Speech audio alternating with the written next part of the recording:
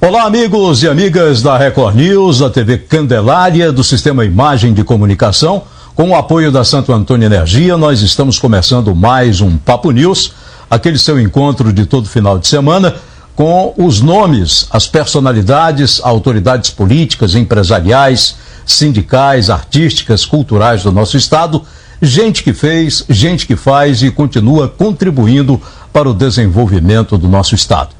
Hoje nós estamos recebendo em nossos estúdios a visita de Aguinaldo Nepomuceno.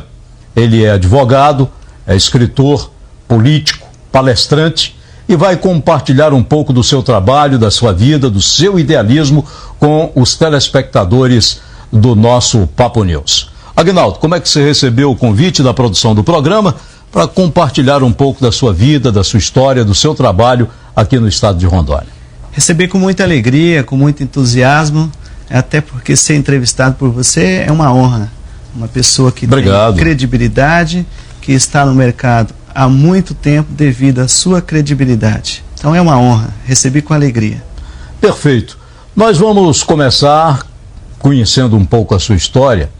Você é um paranaense, mas foi registrado aqui em Rondônia, né? Paranaense que é um rondoniense. Pois é, conta essa história aí pra gente, como é que é isso? Eu cheguei em Rondônia muito cedo, eu tinha 5 anos de idade, quando era Vila de Rondônia, hoje Ji-Paraná, vindo do interior do Paraná, de uma cidade por nome de Guiuiri.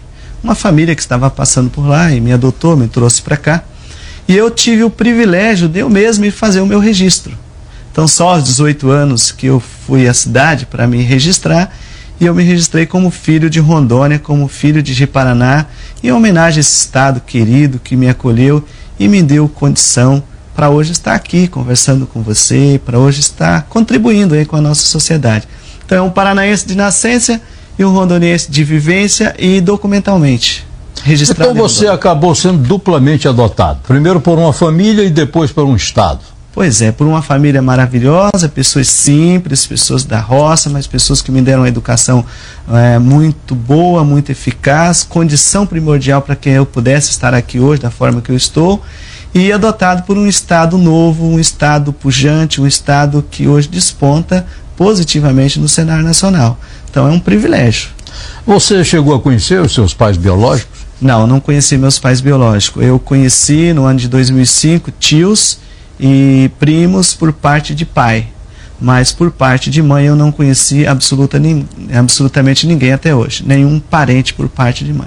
Mas você tem notícias se faleceram, se por onde andam? Então a história que eu sei é que a minha mãe era uma jovem de 19 anos, ficou grávida, solteira, e o meu avô, um nordestino, a moda antiga, que não aceitava jamais uma filha grávida em casa. Mãe solteira. Mãe solteira, isso há 45 anos atrás, no sítio.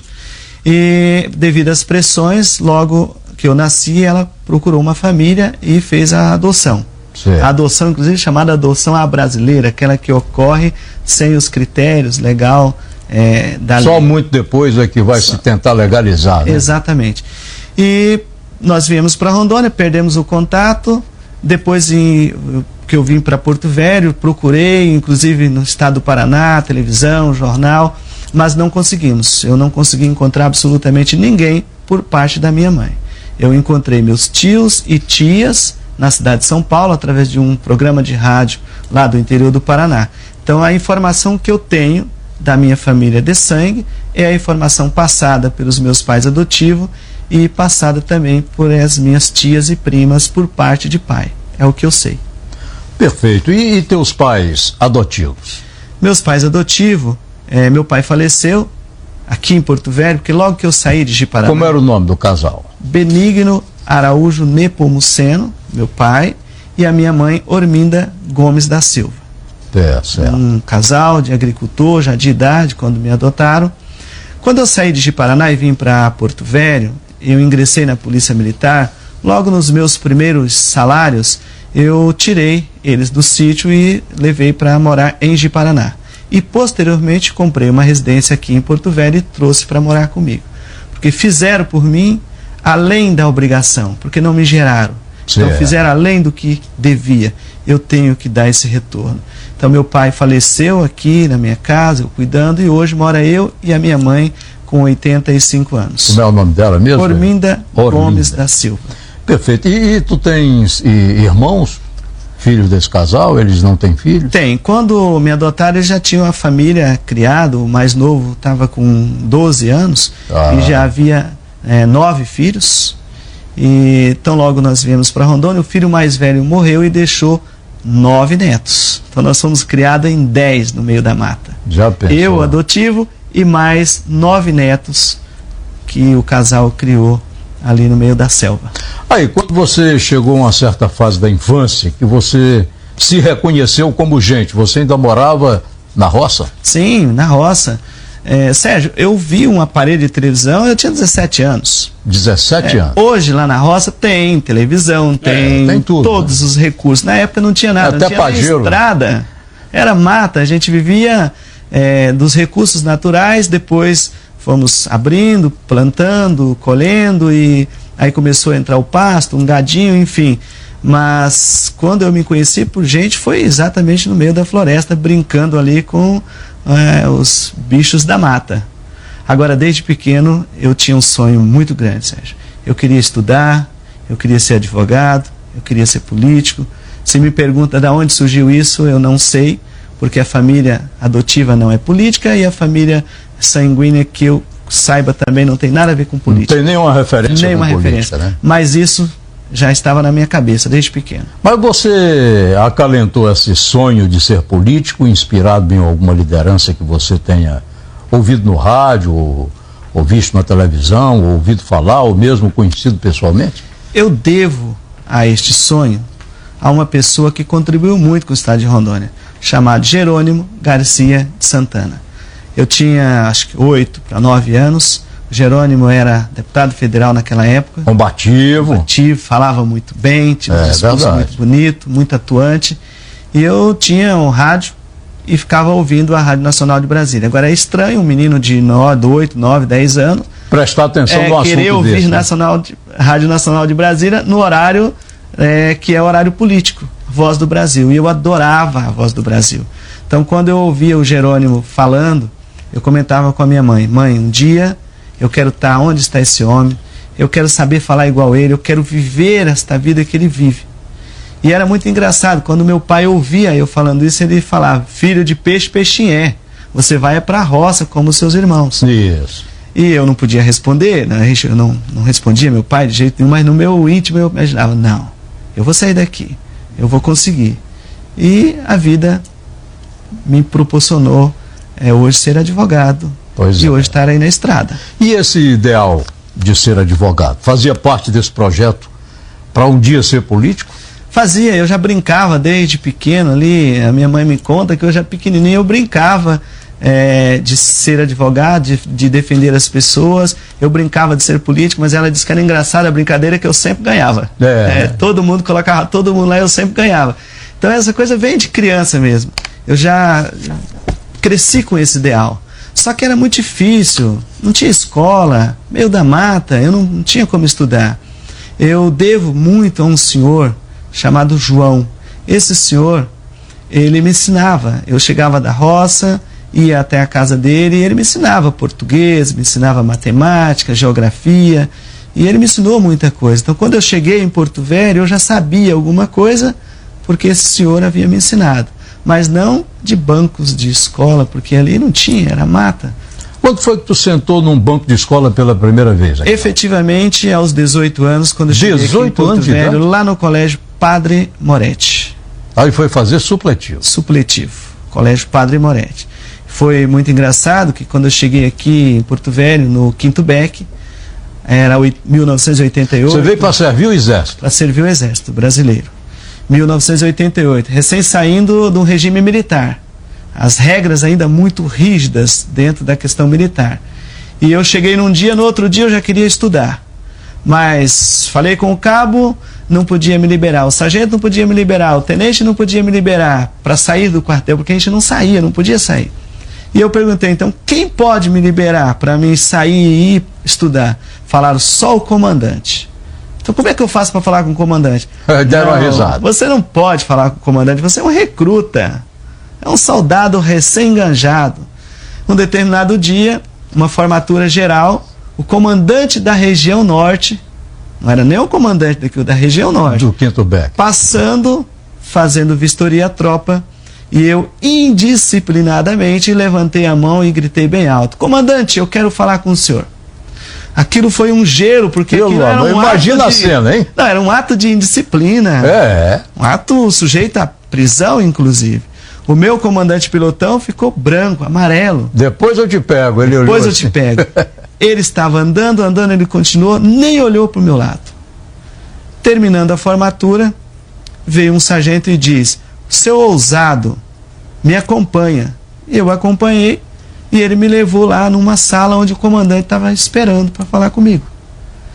E ele olhou para mim, eu lembro da expressão que diz: meu filho, o que você quer? Aí eu contei para ele a minha história, contei os meus sonhos, as minhas aspirações e falei: a única coisa que eu quero mas, é poder sair. Teve essa paciência toda de ouvir a tua história? Teve. Que coisa, hein, rapaz? E assim, ouviu de forma muito educada, tinha vários oficiais que ficaram apenas olhando.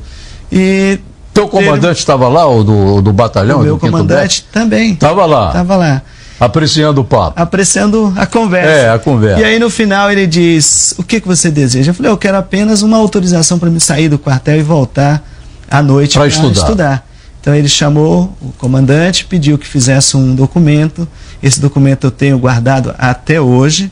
Tem esse documento no meu livro, inclusive, autorizando eu sair e voltar do quartel para estudar. Aí eu fui até o Colégio Padre Moretti, fiz uma prova que correspondia de primeira a quarta série primária, e graças aos ensinamentos lá do seu João, eu fui aprovado nessa avaliação. Avaliação, né? E já iniciei da 5ª à 8ª no sistema supletivo. Rapaz, interessante essa história. E então, como é que ficou sua vida no quartel depois desse incidente? Depois, terminando o período militar, 1 ano e 2 meses, eu fiquei no Exército. Eu não queria voltar para Ji-Paraná, eu queria permanecer em Porto Velho.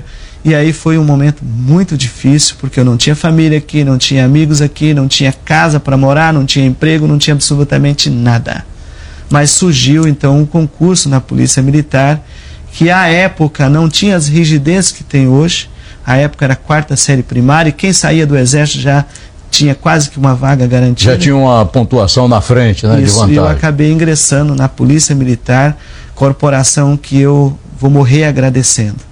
Porque a Polícia Militar, para mim, foi um local onde me propiciou uma melhor formação e me propiciou a condição para estudar. Embora com algumas puxando para trás. Mas esses não vale a pena nem se referir. Mas, efetivamente, a Polícia Militar foi uma base para que eu pudesse estudar, pudesse me formar. Por quanto tempo você permaneceu na Polícia Militar? 10 anos. 10 anos. Durante 10 anos... Polícia Militar e Bombeiro, que à época era junto às corporações.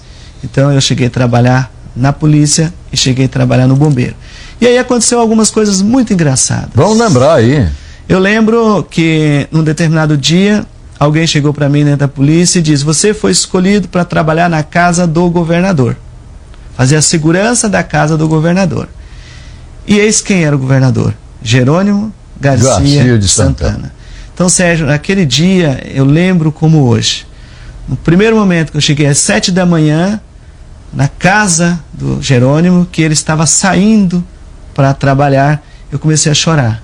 Foi mesmo? E os demais policiais... Você ficou emocionado? Os demais policiais não entendiam por que eu estava chorando. Você lembrou daquele sonho de infância? Filme, daquele sonho de infância. De lá repente, no meio da mata? Lá no meio da mata, ouvindo um radinho de pilha. E agora eu estou aqui de frente com esse homem, sendo um dos responsáveis pela segurança da casa dele. Então aquilo foi muito emocionante. Você chegou a conversar em alguma oportunidade sobre essa história com o Jerônimo Santana? Não. Nunca teve essa oportunidade? Eu nunca tive essa oportunidade, porque ele como governador e eu então como soldado ali, a gente mantinha realmente a questão profissional. Certo. E talvez por um pouco de timidez mesmo minha, eu nunca conversei. Eu cheguei a conversar com o Jerônimo depois, mas depois que ele já tinha passado pelo governo do estado de Rondônia. Sim, mas tu nunca falou para ele esse... Cheguei a contar essa história. Ah, sim, isso que eu estou perguntando. Sim. Se algum dia você teve a oportunidade de conversar com ele sobre essa sua fascinação pela atividade política que ele desenvolvia. Cheguei a contar desde essa deputado história para ele lá em Machadinho do Oeste. Foi, né? Encontrei lá em Machadinho do Oeste, até numa campanha eleitoral, e eu cheguei a conversar, mas muito rapidamente. Não chegou a aprofundar nessa conversa. Mas ele está vivo, né? Está vivo. Ainda há condições da gente ter essa conversa. Eu ainda tenho a esperança de gravar um Papo News com Jerônimo Santana, nem que seja lá em Brasília, que eu sei que nas condições de saúde em que ele se encontra é praticamente impossível ele viajar aqui para Porto Velho. Mas eu ainda acalento essa esperança. Eu que também trabalhei por alguns anos como assessor de imprensa, ainda no governo dele, né? Eu tenho essa esperança de um dia brindar meus telespectadores com uma entrevista com o Jerônimo Santana. Mas então, nós estamos aqui conversando com Aguinaldo Nepomuceno, que eu gostaria de saber agora como foi que você resolveu entrar na política. Você foi pessoalmente, procurou um partido, ou você foi procurado por alguma liderança política para começar a sua militância política? Não. Nós vamos ouvir a sua resposta após o intervalo, tá certo? Ok. Nós vamos para o primeiro intervalo do programa, daqui a pouco a gente volta. Fique ligado.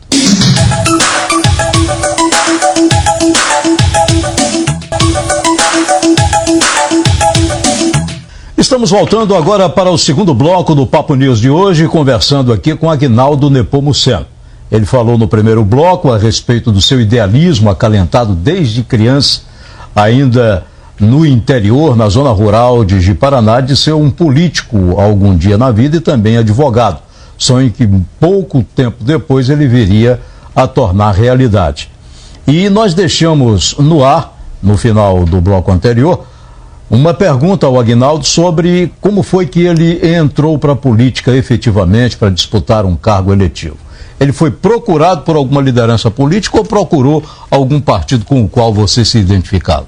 Não, foi um ato de imposição.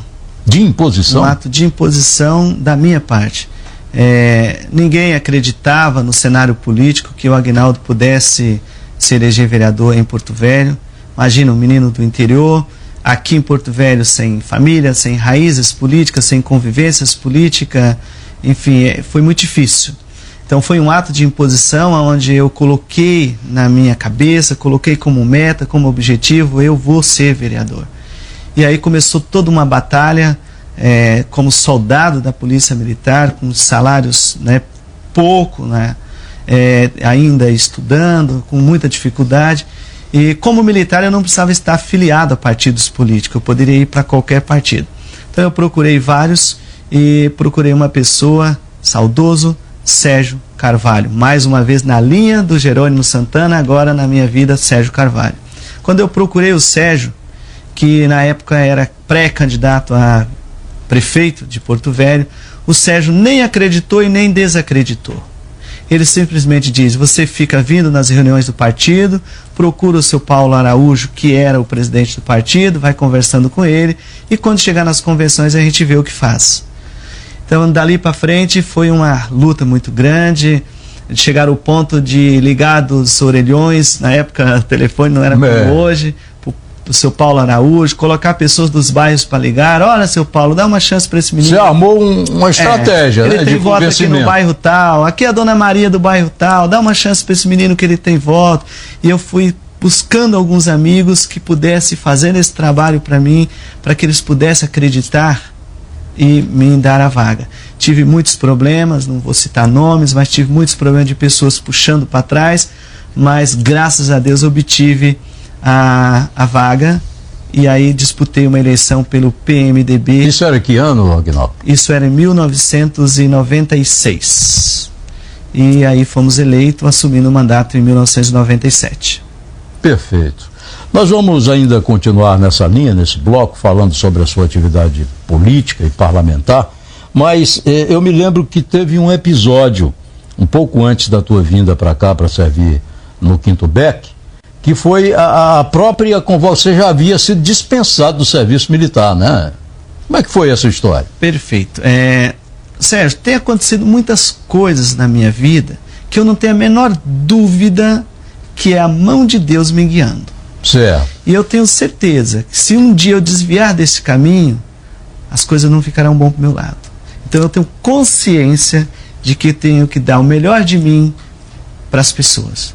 Porque Deus tem me colocado no lugar certo, na hora certa, com as pessoas certas. Então, às vezes, quando eu quero ir para um lado, Deus vem e puxa para outro. Então, eu não queria vir para Porto Velho, eu não queria servir.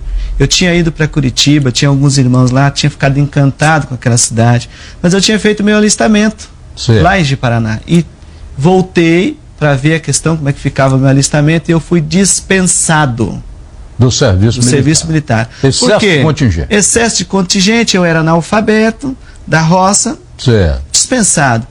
No dia que estava marcado, a turma que vinha para Porto Velho e também a turma dos dispensados, eu compareci às 11 horas da manhã, 2 filas enormes dentro do Gerivaldão, e num determinado momento sai um senhor alto, moreno, começa a andar pela fila dos dispensados, chega na minha frente, tira 2 rapazes e também pede para mim sair. Acompanhamos ele até a sala, lá ele conversou e dispensou os outros 2 e pediu que eu entrasse. Quando eu entrei, ele olhou de baixo em cima e disse: você não vai ser dispensado, porque o que você procura está lá em Porto Velho te esperando. Sérgio, ele nunca tinha me visto, eu nunca tinha visto ele. Era uma fila com mais de 100 pessoas, aquele monte de gente ali. Então não tem outra explicação a não ser um poder divino. Certeza. E aí o sargento ainda argumentou com ele, mas ele foi dispensado. Ele falou: eu estou determinando, lembro do termo, eu estou determinando, e inclua este menino na turma que vai para Porto Velho. E vai se apresentar em Porto Velho. E quando eu estava saindo, eu estava na porta, ele olhou e disse: vai por mim. Tudo que você espera está lá. E até hoje eu vejo. Você não sabe quem é esse? Não sei quem é. Eu não sei quem é. Só sei que na época, quem vinha fazer essa seleção era o pessoal de Manaus, que vinha para o interior. Então eu não tive mais contato com esse senhor e não sei quem é ele. Perfeito. Agora eu vejo que hoje, se eu não tivesse em Porto Velho, eu não teria tido as oportunidades que eu tenho aqui. Pelo menos de realizar parte dos seus sonhos, né? Com certeza. Imagina, porque você continua sonhando, né? Sonho só acaba o dia que não respirar mais. Enquanto houver respiração, enquanto houver vida, há sonhos. E há objetivos. Então, na tua eleição para vereador, foi a primeira eleição que você participou como candidato? Primeira. Primeira eleição. Primeira eleição. E qual foi o teu compromisso com o eleitorado naquela época? Então, para você convencer os eleitores de Porto Velho a eleger para a Câmara Municipal um rapaz que veio de Ji-Paraná, sem praticamente nenhuma raiz aqui na cidade, na capital. Eu vou te revelar uma situação aqui para o telespectador que eu ainda não contei para ninguém. Certo. Eu fiquei imaginando como posso sair candidato e ganhar uma eleição se sequer alguém me conhece nessa cidade. Isso.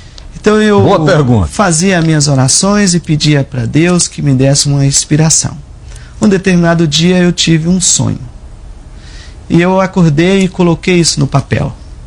Então o sonho me dizia para fazer da seguinte forma: eu era estudante universitário, então eu bolei um trabalho como estudante universitário, 10 perguntas, 5 com objetivos universitários e 5 com objetivos políticos. E eu ia às escolas, sempre no horário de pico, para o diretor não especular muito o que eu queria, e falava que eu era um estudante, queria fazer um trabalho universitário, de pesquisa. Mostrava as perguntas apenas de interesse universitário e eles permitiam que eu entrasse nas salas e conversasse com os alunos. Lá, com os alunos, eu conversava diferente. O que vocês acham que um jovem deve fazer para ganhar a confiança e o voto de vocês?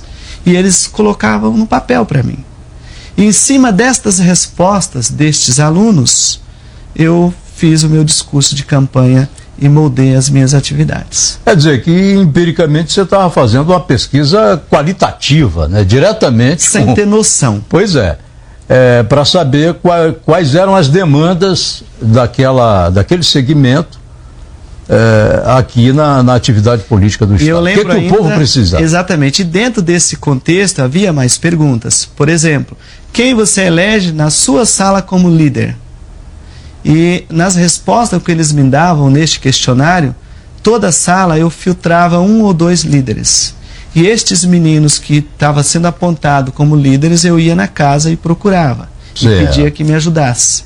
Então eu fui fazendo uma rede aí. E sozinho, Sérgio. Eu lembro, eu não tinha dinheiro para tirar cópias. Eu consegui um amigo que me emprestou na época um dinheirinho para tirar 2.000 cópias deste questionário para me poder preencher esse questionário nas salas. E somado a esse trabalho que veio, essa perspectiva, eu tive, inegavelmente, o apoio de um percentual considerável de policiais militares na época. Então, colegas de fardas que foram decisivos também nesse processo. Ou seja, aqueles que conviviam comigo e também aqueles que acabou conhecendo o Aguinaldo. Então a Polícia Militar foi decisiva nesse processo.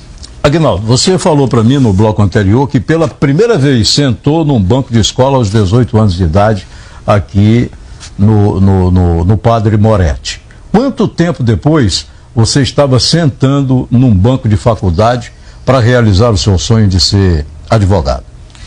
Então, eu iniciei em 1987, logo quando eu cheguei no Padre Moretti. 10 anos depois eu já estava na universidade. Eu fiz vestibular para a Unir, na época não logrei êxito, num primeiro momento, e aí acabei entrando na Faro, onde permaneci até o final do curso. Então concluí o curso de Direito pela Faro, depois fiz uma pós-graduação em docência universitária, lá pela UBRA, e iniciei as atividades acadêmicas e hoje eu estou na metade do meu doutorado. Já fiz os módulos em Direito Internacional Público, lá na cidade de Buenos Aires, e falta agora a apresentação da tese. Tenho aí 2 anos para apresentar a tese. Pois é, que interessante, hein? Agora vamos retornar à sua atividade política. Depois desse mandato, você não conseguiu reeleição? Foi um momento bastante complexo. Nesse instante, eu reconheço que até por inexperiência eu cometi uma falha. Eu acabei saindo do PMDB e indo para o PFL na época. Por que razão saiu do PMDB? Porque na época eu aspirava a ser um candidato a deputado. E eu ouvi de algumas lideranças do partido que eu não teria a vaga. Certo. E eu, menino inexperiente, um determinado dia chega no meu gabinete um senador da República, José de Abreu Bianco, e um deputado federal, Oscar Andrade, dizendo: venha conosco que aqui você tem sua vaga garantida. Né? Tentador o convite. E acabei indo para o PFL e não houve legenda. Tive 810 votos na minha reeleição, votos suficientes para reeleger, mas não houve legenda porque foi um momento muito difícil que o partido atravessou com aquelas demissões todas e aquilo acabou atingindo até quem não tinha nada a ver com as demissões, como era o caso do vereador, e acabou não tendo legenda. Bem, depois dessa experiência no PFL, como é que ficou a tua situação na questão partidária? Você saiu do PFL, hoje você está no PMDB novamente, Voltei às origens. Voltou às origens. Voltei às origens. Desde aquela época? Não, depois de um tempo, porque passando aquela fase, eu percebi uma outra coisa. Política não é profissão. Isso. Política é uma atividade que permite você fazer o bem ou o mal. Depende de cada um. A política em si é uma coisa boa.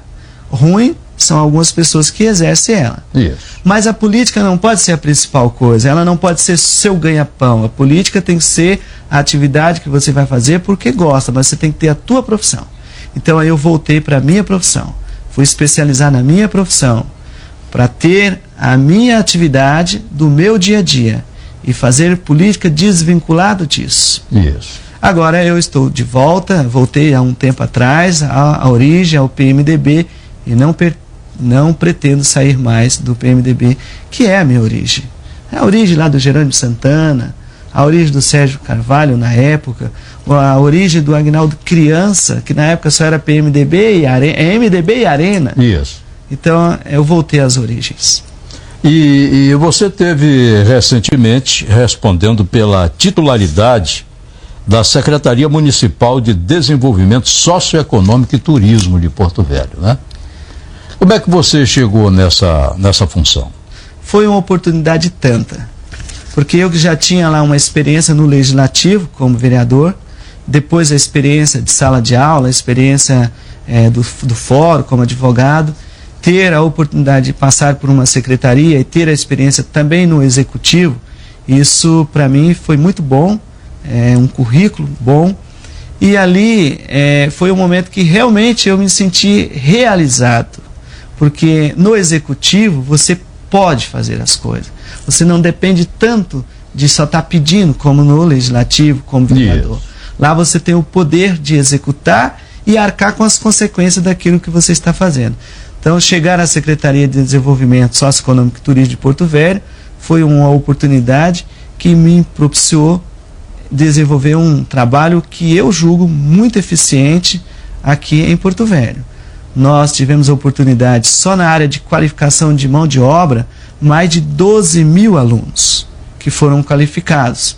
Aqui em Porto Velho e nos distritos. Tivemos uma dificuldade inicialmente porque os cursos do Pronatec, ele não contemplava os distritos de Porto Velho. Yes. E aí, através de um trabalho que nós fizemos em Brasília, tivemos a ajuda da coordenadora nacional do programa, que era de Porto Velho, que conhecia a realidade de Porto Velho, sensibilizou com os meus pedidos e nós acabamos estendendo para os distritos. Foram 2.300 pessoas qualificadas nos distritos. Conseguimos implementar aqui as agências do Banco do Povo, mais de 1.800.000 emprestados para pequenos, para o pipoqueiro, para o picolezeiro, para o borracheiro, aquele pequeno que dependia de um pequeno valor. Foi um pedido que o então prefeito fez à época e nós conseguimos honrar isso com as 3 agências. O ateliê de costura, que é uma coisa que me orgulha muito. 120 senhoras que já estavam fora do mercado de trabalho, pela idade, pela condição social, e graças a esse curso que foi dado por nós, que não foi um curso de um mês, curso de 6 meses, hoje são profissionais que eu encontro por aí já trabalhando, algumas trabalhando de carteira assinada, outras trabalhando autônoma, mas já ganhando o seu pão a partir desse nosso trabalho. Então ali eu pude me realizar realmente como pessoa, como profissional, fazendo um pouco mais para a nossa comunidade. A sua passagem por essa secretaria, qual é a avaliação que ficou para você pegar numa só secretaria 2 atividades assim que aparentemente não tem nenhuma coisa a ver uma com a outra? Turismo e desenvolvimento socioeconômico. Então, na minha avaliação, deveria ser desvinculada. Desvinculada, até porque foi uma secretaria muito complexa. Ela tinha 3 coordenadorias, uma coordenadoria de turismo, uma área completamente diferente, de uma coordenadoria de espaços públicos, que responsável por esses espaços todos aí da cidade, praças, mercados, enfim, e uma outra parte de qualificação de mão de obra, responsável pelo Cine, pelos treinamentos, pelos cursos. Então, uma secretaria complexa. Verdade. Que na minha visão... Muito heterogêneo, né? Exatamente. Na minha visão, deveria desvincular o turismo. Turismo teria que ser uma secretaria à parte. Até que essa questão dos espaços poderia ficar com o turismo, né? Sim. Dos espaços públicos. Porque tem uma correlação. Tem, mas a parte do Cine e de qualificação de mão de obra foge um pouco. Fica, né? Mas mesmo complexo a gente conseguiu gerenciar. E o que me deixa feliz, Sérgio, isso é motivo de felicidade e que deveria ser para todos. Meu nome nunca foi citado em nada que não seja trabalho. Olha que foi um final de gestão complexa. Muito conturbado. Todos acompanharam o que aconteceu no final daquela gestão, mas o nome do Aguinaldo Nepomuceno nunca apareceu em nada envolvido com nada errado. Perfeito. Não faltou oportunidade. Né? Não. Mas o princípio fala mais alto. Perfeito. Nós vamos para mais um intervalo. Daqui a pouco a gente volta para o 3º e último bloco do Papo News de hoje, conversando com Aguinaldo Nepomuceno. Fique ligado.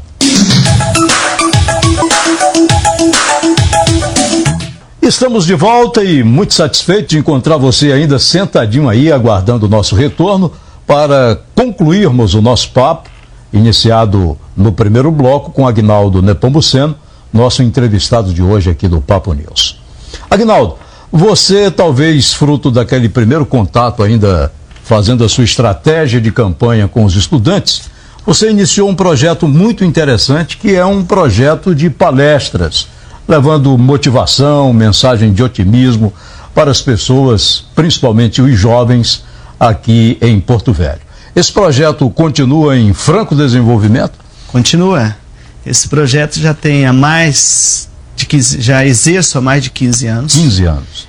Em Porto Velho e interior. E também no interior. De Guajará a Vilhena. Já passei por praticamente todas as cidades, todas as escolas de Porto Velho e do interior do estado, levando uma mensagem de otimismo, levando uma mensagem que é possível vencer na vida e dizendo para estes jovens que às vezes tem o pai que faz tudo, tem a mãe que faz tudo e não sabe aproveitar esta oportunidade que tem na vida. Então, dizendo a eles que tem que ter objetivo definido e, após definir esse objetivo, tem que ter em mente que só você pode percorrer o espaço que existe entre você e o objetivo que você definiu. E neste espaço, existem muitas coisas que podem desviar você desse objetivo. As drogas, a prostituição, as más companhias, uma série de coisas. Porque encontrar pessoas para te chamar para o caminho do bem é difícil. Mas encontrar para te chamar para o caminho ruim, você encontra toda hora. Mas quando você tem um objetivo, nós temos que ter força para não se envolver com estas tentações. Tem que ter força de vontade, né? Força de vontade. Ânimo. E eu falo para esse jovem, obedeça ao seu pai, obedeça a sua mãe. Porque quando o pai ou a mãe chama a atenção, é porque ele quer o melhor para você. Verdade. E aqueles que não obedecem, pagam caro por isso. Então a gente leva uma mensagem nesse sentido, tem surtido muitos efeitos. Eu tenho muitas pessoas que hoje já têm curso superior e chega para mim e diz, desde o dia que você foi na minha sala, contou a sua história e disse que era possível vencer na vida, eu vi que era e venci. Então isso é muito gratificante. Com certeza. E é um trabalho que eu faço constantemente. Há 15 anos eu faço esse trabalho. Ininterruptamente. Ininterruptamente. Inclusive, semana passada tive na Fama, em Vilhena e na Unicentro lá em Jaru, fazendo esse trabalho para os nossos universitários. Não é só o público secundarista, né, que antigamente chamava de secundarista, do ensino médio. Você também abrange os universitários. Estamos evoluindo. Eu comecei esse trabalho com os meninos lá de 13, 14 anos, depois passamos para o segundo grau à época e hoje eu já estou sendo convidado nas universidades para levar estas palestras. Você tem um livro, né, de sua autoria, contando a sua história e também trazendo essa mensagem. Já está em que edição essa publicação? Já está na 5ª edição. Esse livro ele não é vendido, porque eu não posso vender essa história, o objetivo não é ganhar dinheiro, então esse livro ele é doado. Já foi doado cerca de 50 mil exemplares desse livro, todos feitos com o suor do meu rosto, não tem dinheiro alheio. É dinheiro dos meus salários. E esse livro ele está também na forma digital. Hoje, se você acessar o Google e colocar Aguinaldo Nepomuceno, vai baixar um site que tem o livro, que você pode ter acesso ao livro. O site é um site de suporte a essas atividades que você faz de motivação. É um site de suporte tanto na atividade de motivação como na atividade jurídica. Porque hoje eu tenho também uma atividade jurídica de levar informação, onde eu faço as minhas palestras e também no rádio com as minhas dicas, direitos do consumidor, direito trabalhista, direito de família. Esse site dá suporte a esse trabalho. Perfeito. Aguinaldo, você, eu disse no bloco anterior, continua sonhando, né? Claro. Politicamente, você tem alguma pretensão esse ano? Eu continuo sonhando. Sérgio, falar de política hoje e predispor a participar de um processo político hoje é um ato de coragem. Porque a política e os políticos chegou no fundo do poço na opinião pública. É verdade. Mas se as pessoas de bem, as pessoas que têm uma história, as pessoas que têm um conhecimento, as pessoas que entendem que pode fazer diferença, não se predispor a participar, nós vamos ficar sempre reclamando e vai continuar sempre os mesmos. Refém da bandidagem que está aí dando as cartas hoje, né? Hoje nós podemos observar, e o telespectador pode observar isso, Rondônia vive um apagão de novas lideranças políticas. Opções em Rondônia e em Porto Velho estão acabando, seja pela idade, que é um processo natural, um processo normal, seja pela lei, que agora está mais rígida aí, colocando fora do cenário político os fichas sujas. Então eu penso que nós temos que participar, sim, porque eu quero, você quer, você que está em casa quer, nós queremos um Brasil diferente, um Brasil sem corrupção, um Brasil que nós podemos confiar nas nossas instituições e uma Rondônia diferente. E eu posso, você pode, nós podemos mudar isso. Agora, nós não mudamos se nós não participarmos. É verdade. O problema é lavar as mãos. O problema é nosso. Se isso fosse um grande avião e ele cair, todos nós estamos dentro. Todos nós vamos ter as consequências. Então o problema, eu não gosto de política, eu não tenho nada a ver com isso, eu não vou participar, mas eu dependo das decisões políticas. Então eu sempre falo, ir para a rua, fazer passeata, tudo é válido. Mas quem tem boa intenção tem que participar. Porque participando você tem o poder efetivo de colaborar com as mudanças. E o dia que nós tivermos mais gente boa do que ruim, a política vai transformar numa coisa boa. Não podemos falar em candidatura ainda, mas como cidadão, Aguinaldo, como cidadão, o que você acha que precisa mudar urgentemente no Brasil e mais especificamente aqui no estado de Rondônia? O que está pegando para a Rondônia deslanchar no rumo do desenvolvimento, na sua opinião, como cidadão? Nós precisamos mudar um pouco a nossa legislação. Parece que nós estamos vivendo uma crise de identidade social no Brasil como um todo, que quanto mais errado parece melhor. Nós temos que mudar isso um pouco.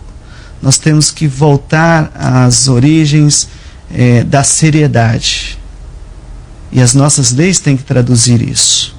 Rondônia precisa de uma bancada federal que transmita os anseios da população do estado de Rondônia, que se impõe no cenário nacional, porque Rondônia hoje não é vista como prioridade no cenário nacional. As autoridades federais, o governo federal não vê Rondônia como prioridade. A prioridade é Sul e Sudeste, parece que Rondônia não faz parte do Brasil. Mas isso se deve muito também aos empenhos, ao empenho dos nossos representantes. Com certeza. E alguns bem intencionados, mas falta conhecimento. Porque não basta ter a boa intenção, nós temos que ter a boa intenção e temos que ter conhecimento para transformar esta boa intenção em realidade. Nós assistimos todos os dias pleitos legítimos, legalmente formulados, alguns até com decisões judiciais que simplesmente não vão para frente. A nossa questão da transposição aí, nós estamos há quantos governos, né, tentando emplacar isso, e o governo federal praticamente está empurrando isso com a barriga. Nós temos a questão dos próprios soldados da borracha, que direito adquirido, às vezes até com decisão judicial. Agora nós tivemos recentemente a aprovação de uma PEC que reconheceu, deu aí uma recompensa meia boca para os soldados da borracha, mas não era aquilo que eles efetivamente gostariam de receber e nem que têm direito a receber. E fora outras tantas coisas aí, como por exemplo a questão da dívida do Beron, né? Até quando nós vamos ficar pagando essa fortuna para o governo federal de uma conta que foi majorada pelo próprio Banco Central? E por aí vão tantos outros pleitos que a gente vê alguma mobilização. Nós temos representantes na nossa bancada federal que são pessoas que estão aí há muito tempo lutando pelos nossos direitos. Mas a gente se pergunta por que essas coisas não andam, Aguinaldo. Hoje mesmo eu estava questionando essa questão na Rádio Caiari. A questão do Beron, foi o próprio governo federal que elevou a dívida do Beron. Isso. E por que cobrar de Rondônia? O povo de que Rondônia tem que pagar por um desmando que, tudo bem, que iniciou aqui, mas quem agravou essa situação foi o próprio governo federal através da intervenção. Nós temos representantes que têm batalhado, que têm compromisso. Podemos até citar aqui o próprio Aldir Halper, a própria Marinha Halper, que é uma guerreira. Mas tem que ter mais. Tem que ter mais gente comprometida com o estado de Rondônia, que é um estado rico, que é um estado pujante pela força do seu povo, mas é um estado que ainda carece de infraestrutura. Podemos citar aqui, por exemplo, a BR-364. Pelo amor de Deus. É lamentável que não se tenha uma duplicação nessa BR, que todo dia se seiva a vida. Com relação à BR, para mim, tem que fazer outra estrada. Essa que está aí não serve mais. Tem que reconstruir a BR-364. E olha aqui, a região crescendo, o Acre crescendo, a saída para o Pacífico, o Maitá, o Amazonas, tudo passando por esta BR. Isso. E o próprio estado de Rondônia, que muitas áreas que eram pasto, hoje já está dando lugar ao soja, que tudo vai desembocar nesta BR, que agora os novos portos que estão sendo construídos e as zonas de livre comércio que vai sair, eu acredito que saia aqui. Estão se implantando. Também, né? tudo tem que passar por essa BR. É uma rodovia feita há 30 anos, já está praticamente caduca para atender um fluxo comum. E numa região plana, numa região que tem uma topografia fácil, o que se gasta aqui para fazer 1 quilômetro de asfalto, talvez não faça 100 metros no sul ou sudeste devido à questão geográfica. Então o governo federal tem que ter um olho diferente para a Rondônia e para a Amazônia como um todo. Mas ele só vai ter se tiver representantes que cobrem isso. Perfeito. Aguinaldo, eu sempre faço uma pergunta aqui aos meus entrevistados e gostaria de fazer para você. Você tem alguma reclamação para fazer? Algum desabafo que você gostaria de fazer publicamente? Não tenho reclamação para fazer. Eu vou, à medida que o tempo vai passando, eu vou isolando as coisas que não me servem, as pessoas que puxam para trás, as pessoas que são negativas, as palavras que vêm com o intuito de desestimular. Eu vou esquecendo isso, não ocupa lugar na minha cabeça, não. Está a fim de ficar carregando entulho, não, né? Eu só tenho a agradecer muito, agradecer a Deus, agradecer as oportunidades que eu tive. Enfim, eu prefiro agradecer e agradecer e agradecer. Né? E qual é a sua avaliação sobre o atual estágio de desenvolvimento do nosso estado? Nós vivemos aí vários ciclos e, pelo menos no meu entendimento, Rondônia não pode mais ficar dependendo de ciclos, né? Nós tivemos a fase da cassiterita, a fase da borracha, extrativismo vegetal, mineral, do ouro, agora das usinas. Nós temos que industrializar o estado de Rondônia. Temos que industrializar o estado de Rondônia, respeitando a sua vocação. Esse dia eu estava fazendo uma palestra para um grupo de estudantes dizendo que as universidades implantadas no estado de Rondônia, principalmente a UNI, tem que aumentar os cursos nas áreas afins. Porque nós temos jovens e eu conheço a luta de muitos jovens aí do interior que tem que pegar um ônibus, andar 100 quilômetros para ir numa universidade e de repente fazer de um curso que ele não tem a certeza que vai ter o espaço no estado de Rondônia no mercado de trabalho. É verdade. Então esses cursos têm que ser redimensionados, não acabar com os que estão aí, mas ampliar cursos na área da pecuária, na área da piscicultura, na área afim do estado de Rondônia. E industrializar. Se nós não industrializarmos o estado, que para mim é a fase que nós temos que viver agora, não podemos continuar mandando os nossos produtos in natura e comprando depois, de volta, né? Beneficiado. Por um preço muito mais alto. Nós temos que mandar esses produtos beneficiados. Verticalização da produção. Isso passa pela industrialização.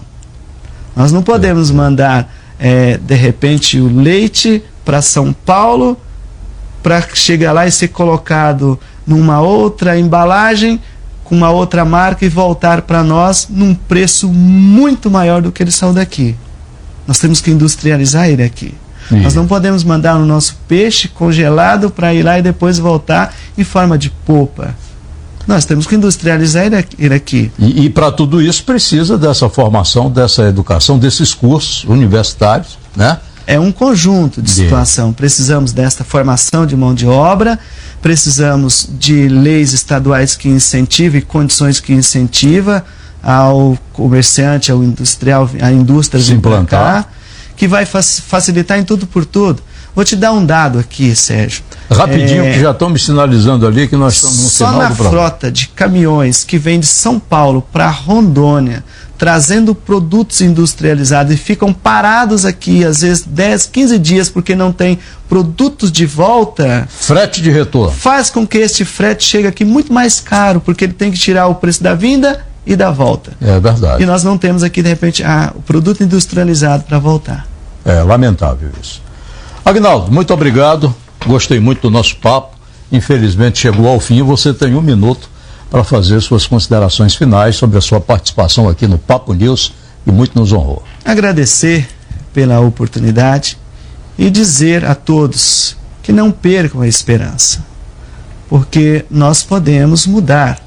Você tem este ano a condição de mudar, que é o seu voto. Então procura analisar direitinho, vai aparecer muita gente por aí, procura fazer a sua análise. Perfeito. Eu sou o Sérgio Melo, esta é a TV Candelária, a Record News de Porto Velho, este é o programa Papo News. Eu conversei hoje com Aguinaldo Nepomuceno, escritor, advogado, palestrante, e hoje nos honrou com sua presença no programa. A gente volta a se encontrar no nosso próximo Papo News. Até lá.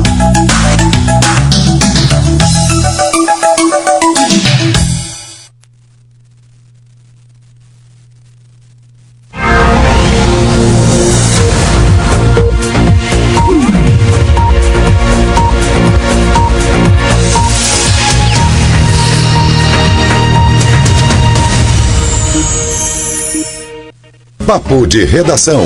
Oferecimento Barbearia Dom Casmurro. Um clube para